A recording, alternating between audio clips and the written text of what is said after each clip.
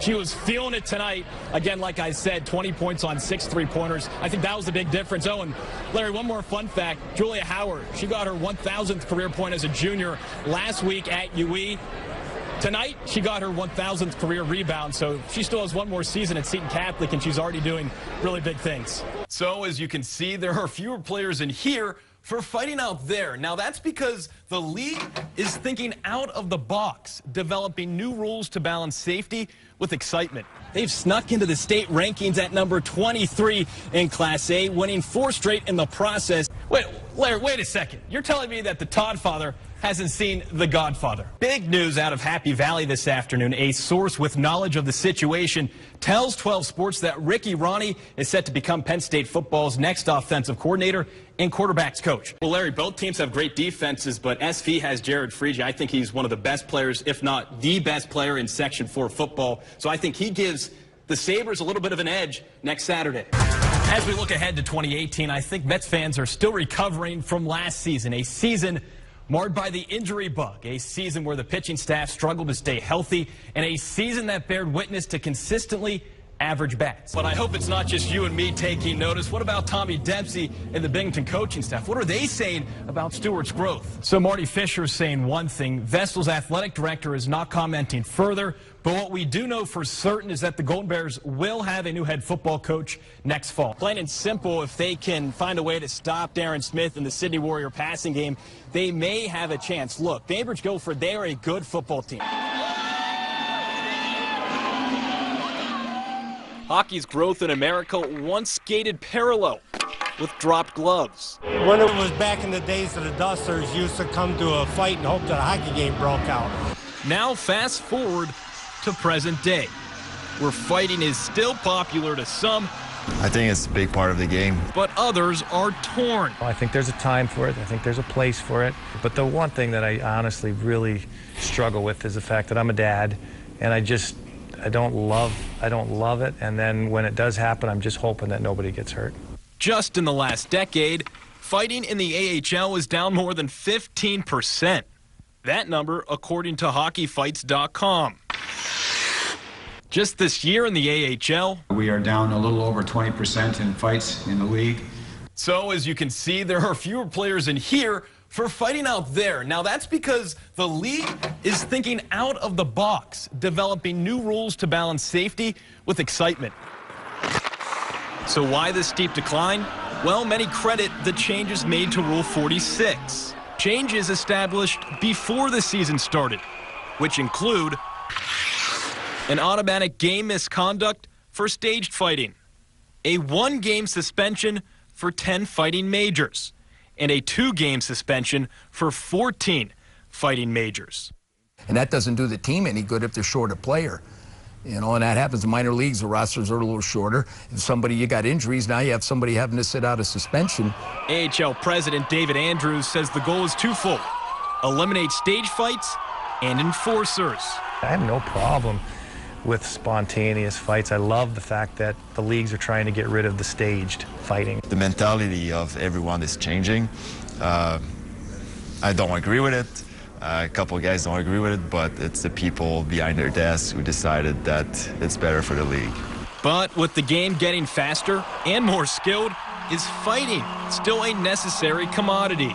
I'm seeing getting raised. It's sad to say, it hurts to say for me, but the way it goes right now, I don't see it to be in the NHL or in hockey in close to 5 years. I don't think necessarily that the league will get rid of it, but you're going to see less and less of it. And I still think it's a great sport whether we have it or not. So next time you pay to see a fight, don't be disappointed when just a hockey game breaks out.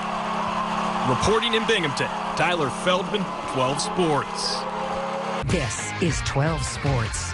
Binghamton men's lacrosse won a program best 11 games last season, losing just 5. But one of those 5 losses, yeah, that 9-8 defeat at Syracuse late last year. Now the Bearcats enter 2018 without their leading scorer, top defenseman, and veteran netminder, making for a challenging rematch Saturday afternoon against the 10th-ranked Orange. BU 0-6 all-time against Syracuse, and look who it is donning the white and orange. Vestal grads Jake Nelson and Pat Carlin. Hey, what's up, guys?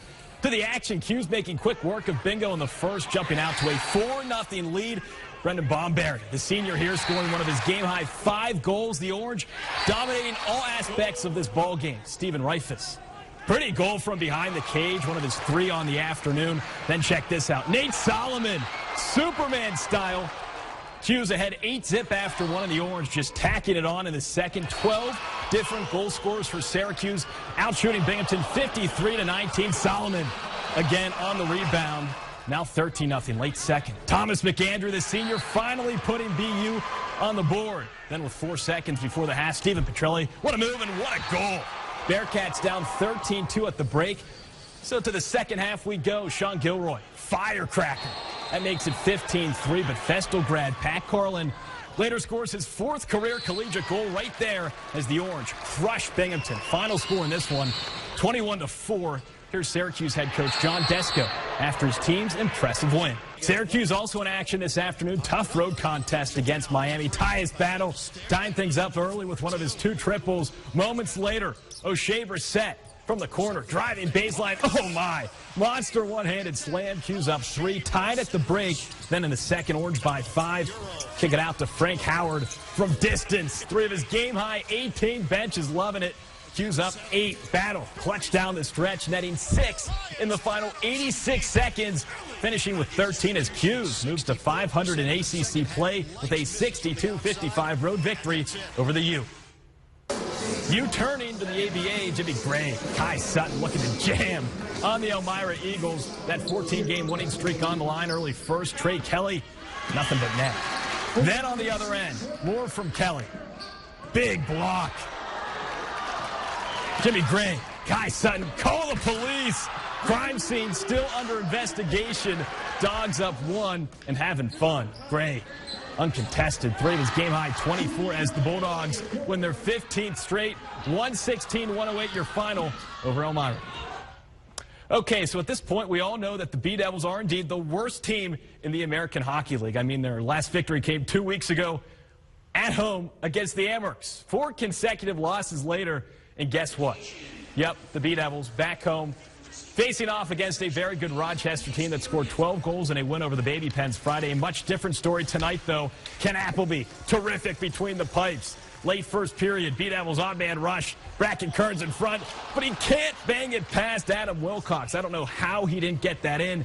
Nonetheless, scoreless after 1, scoreless after 2, scoreless after 3. Kearns eventually snipes the game winner in overtime, and Appleby makes 19 saves as the B-Devils snap their 4-game skid with a shutout win over the Amherst. And this may be music to many of your ears. Tyler Feldman joins us now with a look ahead. Hey, Tyler. Chloe, I don't think so. I don't think so whatsoever. This is not music to anyone's ears except for maybe my own and maybe 2 people sitting at home. 12 Sports, Syracuse, bubble team, a chance to build that resume tonight at number 5, Duke. Highlights next, plus the Binghamton Bulldogs, now a top 5 team in the country, going for a 16th straight victory tonight. Highlights from that and more, including the B-Devils, after the break.